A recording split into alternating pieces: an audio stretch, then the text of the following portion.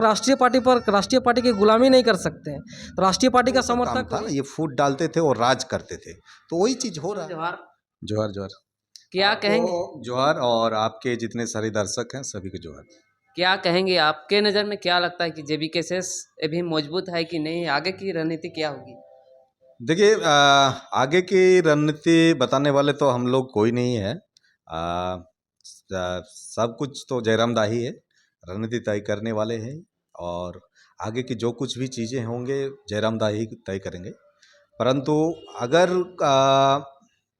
कहीं ना कहीं थोड़ा सा अगर मुझे कहे कि कुछ कहे, तो मैं ही कहूँगा कि संगठन मजबूत करने के लिए और कुछ कुछ चीज़ों पे थोड़ा सा ध्यान देना होगा।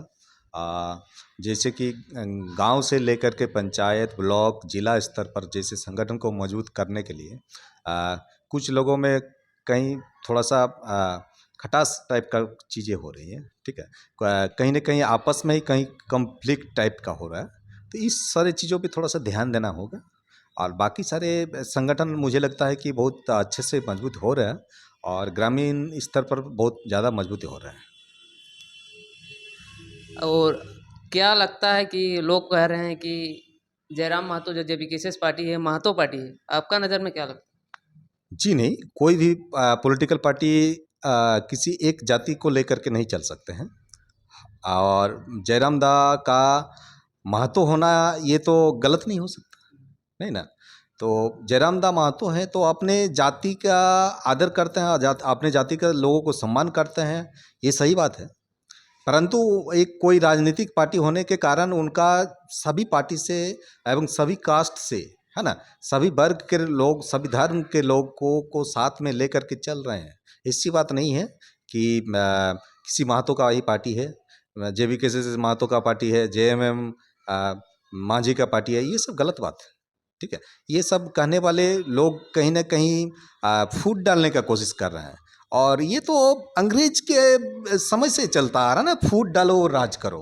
अभी क्या हो रहा है, फूट डाल रहे हैं, है ना, आपस में फूट डाल रहे हैं। कहीं ना झारखंडी जितने सारे लोग हैं ना, झारखंड के क्या कहते हैं, मूलवासी एवं आदिवासी लोग हैं, जितने सारे लोगों को, उन लोगों में मतलब फूट डालने का काम कर रहे हैं। ये इसमें कहीं ना कहीं एक बाहरी शक्ति है। इस चीज़ को समझना होगा, हर एक व्यक्ति को समझना होगा और इससे उभर करके आगे बढ़ना होगा। तो ये फूट डालने की नीति अंग्रेज इस चीज़ को मतलब थोड़ा सा, जो भी शिक्षित वर्ग के लोग हैं और जो शिक्षित क्या कहेंगे, ये युवा है, उन्होंने उनको भी थोड़ा समझना होगा कि कौन लोग फूट डाल रहे हैं, क्या उसके पीछे क्या कारण है। ये सारी चीज़ें आपस में थोड़ा सा कंफ्लिक्ट करना बंद कर दें और एक साथ हो करके, एकजुट होकर के चलने का जरूरत है। धन्यवाद। Thank you. भाजपा एक मजबूत पार्टी है और जेबीकेएसएस अभी न्यू नहीं आई है। आपको क्या लगता है, जेबीकेएसएस बीजेपी के सामने टिक पाएगी? देखिए, राजनीति में कोई छोटी कोई बड़ी नहीं होती है। ठीक है, इसको आप इस तरह से देख सकते हैं। एक एग्जांपल देता हूँ।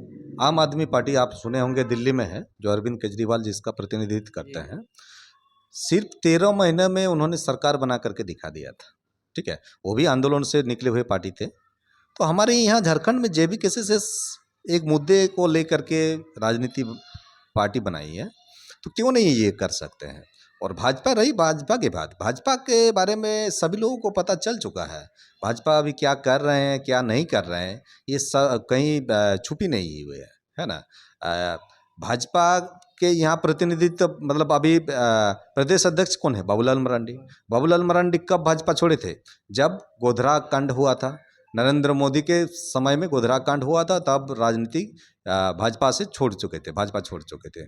और उस वक्त एक बार एक क्या कहा था बाबूलाल मरांडी का, एक कहा हुआ चीज़ है कि कुतुब मीनार पर चढ़ जाकर कूदेंगे फिर भी हम भाजपा ज्वाइन नहीं करेंगे। तो कहीं ना कहीं ये सब चीज़ें जनता जानती हैं। तो मुझे नहीं लगता है कि उस भाजपा को और फिर दोबारा चांस देंगे। और फिर रही जिनके ढिंढोरा पीटा जाता है गोदी मीडिया के द्वारा कि 15 लाख देंगे हर को, हर साल 2 करोड़ रोजगार देंगे, कहाँ दिया। झारखंड में अभी क्या स्थिति है आपको पता है ना। तो ये सारे चीज़ झारखंडी लोगों को पता है। सिर्फ गोदी मीडिया और गोदी एंकर के द्वारा ही सब कुछ नहीं हो सकता है। भाजपा के सब पोल खुल गया है।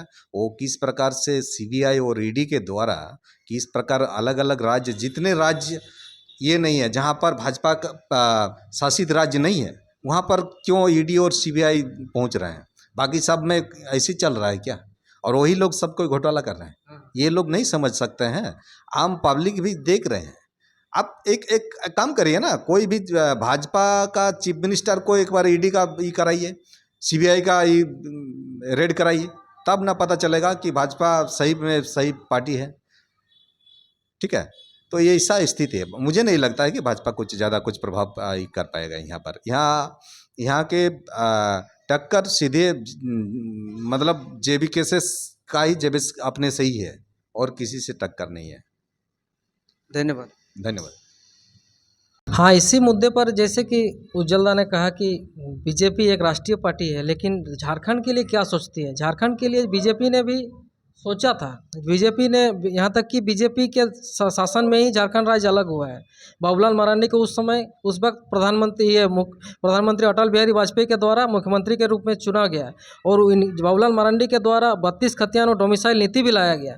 लेकिन इनको फिर से साजिश के तहत उनको उतारा गया गद्दी से, और ताकि बाहरी लोग का मतलब यहाँ दबदबा कायम रहे।